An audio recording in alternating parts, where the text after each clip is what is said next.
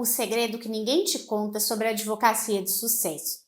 Você foi ensinada a ser um advogado brilhante, mas ninguém te ensinou a ser um advogado de sucesso. E a diferença entre os dois está te custando tempo, dinheiro e a sua paixão pela profissão. Nos próximos minutos, vou te revelar o segredo que os advogados de sucesso usam e que a faculdade nunca te contou, pelo menos a minha não. Eu sou a Paula Ávila e por anos eu também acreditei que mais estudo, mais horas no escritório, mais complexidade nos textos significava mais sucesso. E eu estava errada.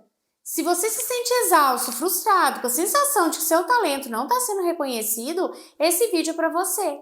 Eu sei exatamente o que você está passando. Lembra daquele brilho nos olhos quando você pegou o seu diploma? Promessa de mudar o mundo, de fazer justiça, de ser um profissional respeitado. O que aconteceu com essa promessa? A realidade cruel. Petições ignoradas. Você passa noites escrevendo e o juiz mal lê a primeira página. Clientes impacientes. Eles querem resultados, não teses complexas. Exaustão. Você trabalha mais, mas sente que não avança. Talento desperdiçado, inteligência estratégica está presa na burocracia. E a pergunta incômoda, será que o problema é você ou será que o problema é um manual de instruções que te deram para seguir? A faculdade te ensinou a ser um gênio do direito, mas não te ensinou a ser um comunicador eficaz. E na advocacia moderna, a comunicação é a sua arma mais poderosa. E quais são os 3 mitos que te prejudicam? Prolixidade. Quanto mais páginas, mais seguro. Falso. Mais páginas igual, mais chance de ser ignorado. Mito do juridiquês. Linguagem difícil mostra inteligência. Falso. Linguagem difícil mostra insegurança e afasta o leitor. Para. Mito do esforço. Trabalhar muito é sinônimo de resultado. Falso. Trabalhar de forma inteligente que é sinônimo de resultado. E a consequência? Você está jogando um jogo com regras antigas enquanto o mundo já mudou. E isso está te custando caro. Eu também joguei com essas regras por anos, até que um dia eu descobri quebrar o manual. E o que descobri mudou minha carreira para sempre. Eu também joguei com essas regras por anos, até que um dia eu decidi quebrar o manual. E o que descobri mudou minha carreira para sempre.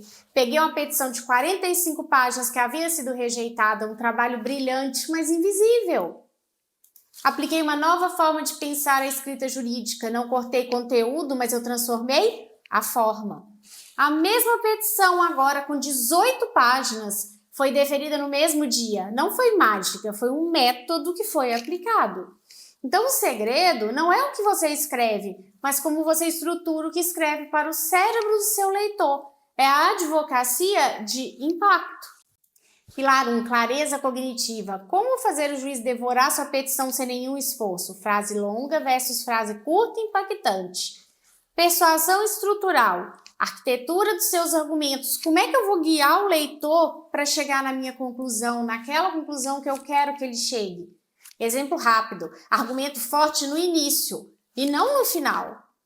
Conexão visual, transforme provas em evidências irrefutáveis que saltam aos olhos do juiz. Exemplo rápido, tabela simples versus um textão corrido, aquele muro. Então, quando você domina esses pilares, você não só ganha mais casos, você recupera sua paixão pela advocacia e você se torna o advogado que você sempre quis ser. E eu quero te mostrar agora, na prática, a diferença de uma petição para outra, que é esse caso que assim que fez realmente ficou visível, saltou aos olhos. Acompanha comigo.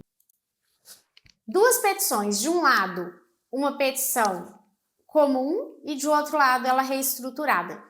De cara, aqui em cima, o que a gente faz? A gente já coloca petição, requerimento de prova emprestada. Por quê? Porque a de cá está pedindo quebra de sigilo. O juiz pegou o pedido de quebra de sigilo, já barrou a ideia, ele já quis indeferir, já deu uma vontade para ler.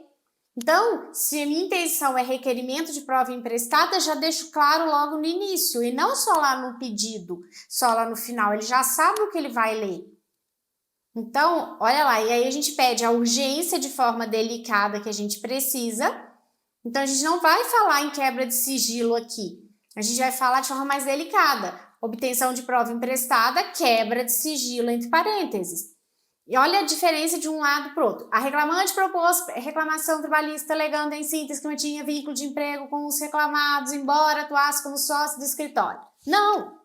A reclamante ajuizou ação trabalhista alegando em síntese existência de vínculo empregatício com os reclamados, quando na realidade atuava como sócia. Aí já vem e fala, sobreveio a notícia que a gente tem desse lado aqui, colocou, só que aí a gente não vai falar diante da gravidade das denúncias. Que denúncias? Que gravidade? Não!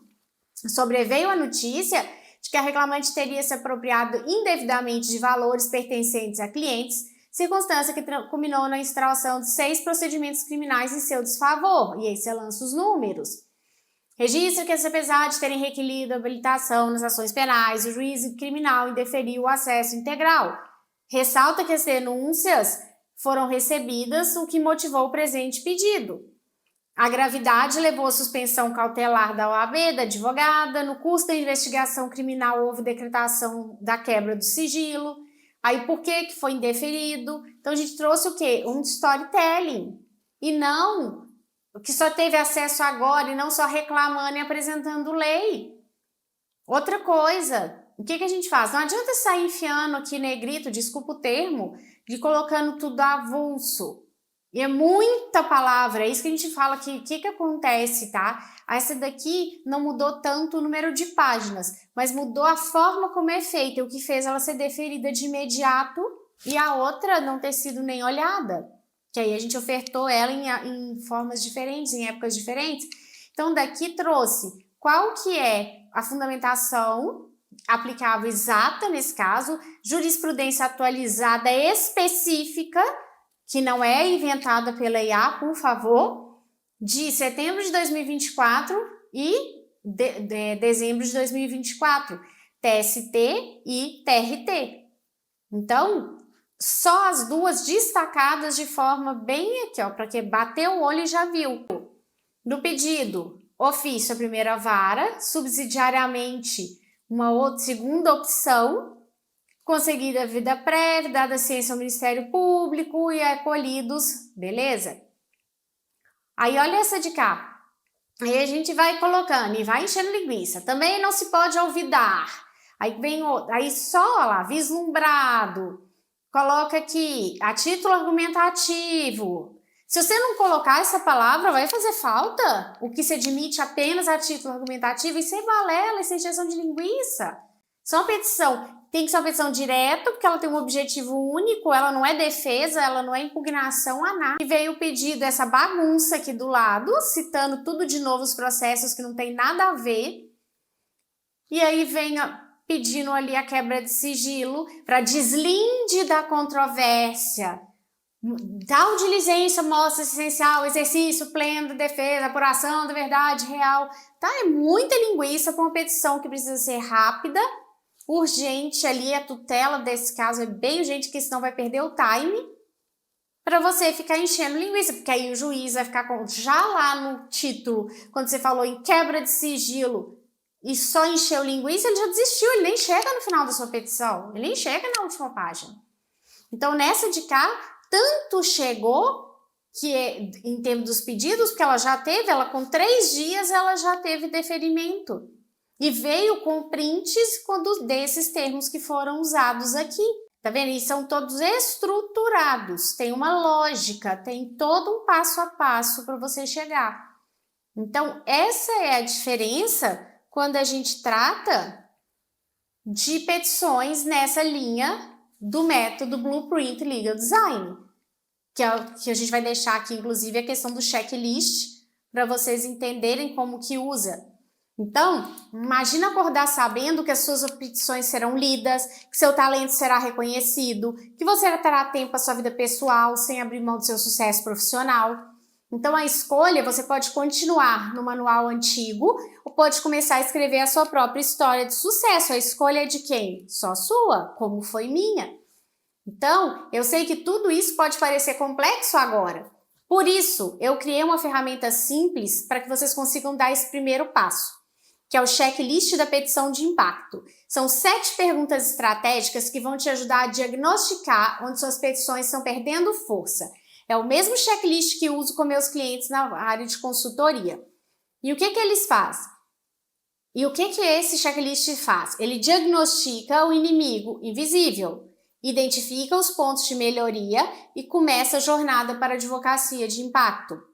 Eu vou deixar o link aqui para baixar na descrição, ele é gratuito, não é solução mágica, mas é o primeiro passo que eu convido vocês a darem para parar de desperdiçar o seu talento e começar a construir a carreira que você sempre sonhou.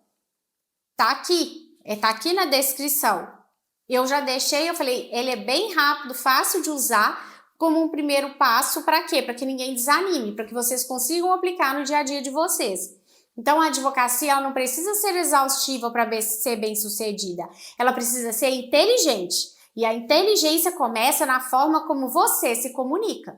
Não deixe seu talento ser desperdiçado. Clica no link, baixa o checklist, começa hoje a sua jornada para a advocacia de impacto. Você merece isso. Depois me conta aqui nos comentários se deu certo, se não deu. Pode vir, estou esperando aqui sua resposta.